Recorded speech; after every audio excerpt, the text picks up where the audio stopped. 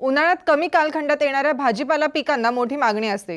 ही गोष्ट लक्षात घेऊन जळगाव जिल्ह्यातल्या अडावतच्या भीमराव महाजन यांनी यंदा 2 एकरात मुळ्यांचं पीक घेतलंय। यापासून त्यांना अंदाजे 1.5 लाख रुपयांचा नफा मिळणार आहे।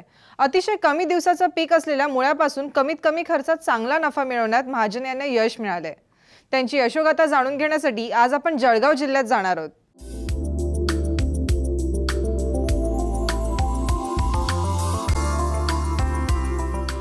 जळगाव जिल्ह्यातल्या चोपडा तालुक्यातल्या अडावतचे भीमराव महाजन गेल्या 40 वर्षांपासून भाजीपाल्याची शेती करतायत।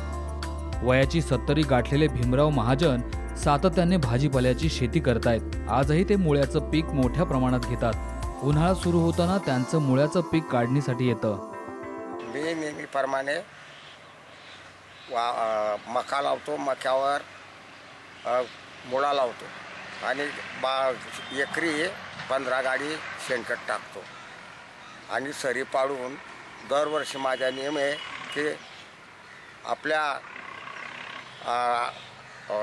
याच्या महिन्यामध्ये इतर पाट्याच्या महिन्यात भाद्रपदमध्ये आम्ही नेहमी लावतो, तर 2-3 वक्कल आम्ही तयार करतो।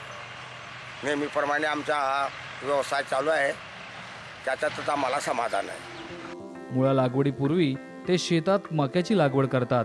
मुळा हे अवघ्या 1.5 ते पावणे 2 महिन्याचं पीक असल्यानं त्यापासून कमी कालखंडात चांगला नफा मिळतो। 40 वर्षापासून माझा त्याचा अनुभव आहे।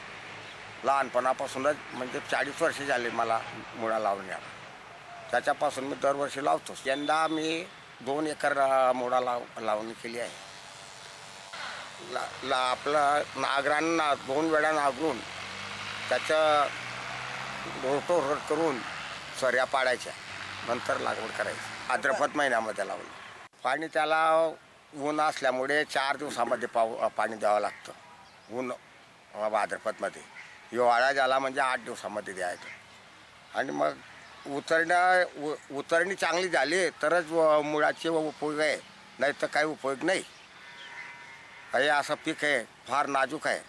त्याची उगवण शक्ती जर जास्त असली तरच आपल्याला परवडेल, नाही तर परवडणार नाही। मुळा लागवडीपूर्वी एकरी 15 गाड्या शेणखत टाकून मशागत केली जाते। त्यानंतर सऱ्या सोडल्या जातात। सरी वरंब्यावर मुळ्याच्या बियाची टोकन केली जाते। 12 गाड्या शेणखत वापरला आम्ही आणि एकराला 2 थैल्या युरिया वापरला। जमीन जी आहे ती मुळाला लायक आहे। पांढरीची जमीनचा मुळा गोड लागतो, काळी जमिनीचा मुळा तिखट लागतो। त्याच्याकरता आम्ही मुळ्याच्या व्यवसायामध्ये आम्ही प्रगती केली। दुसरा इतर माल त्यात होत नाही, मग आम्हाला पर्याय दुसरा नाही आहे, मग याच्यावरच आम्ही आमचं काम भागून जातो। मुळा पिकासाठी एकरी सरासरी 40 ते 50 हजार रुपयांचा खर्च येतो। त्यामध्ये मजुरी, मशागत, खत, बियाणं यांचा समावेश आहे।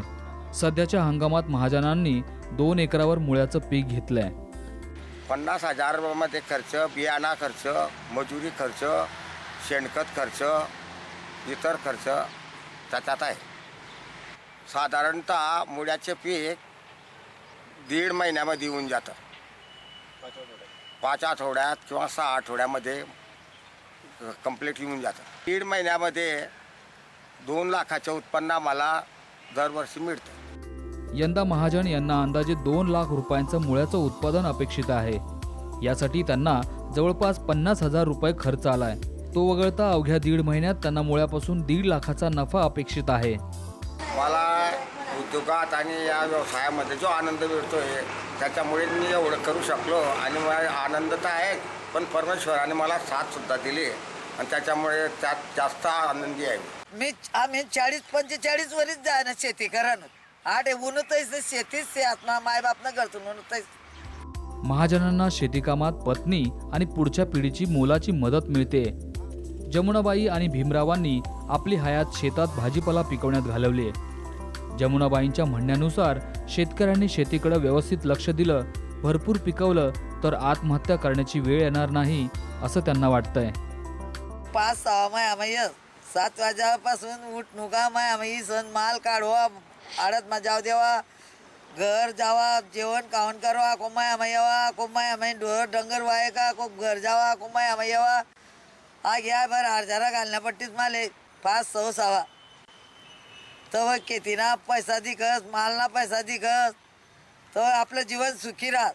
देखणं पडत आंड्रो तयार कर देतात पेर वैर कर देतात आपली काढकूड करवा गुजरी माझ्या संधी की येवा लेकरातल्या शांततानं बोलवा या काही बोलताच काही करताच म्हणून त्याला आत्महत्या करणं पडत. आपले करणं नाही ते डरणं का चालतो जो काम करवा पोट भरवा शेतीमाच आनंद आहे आम्ही.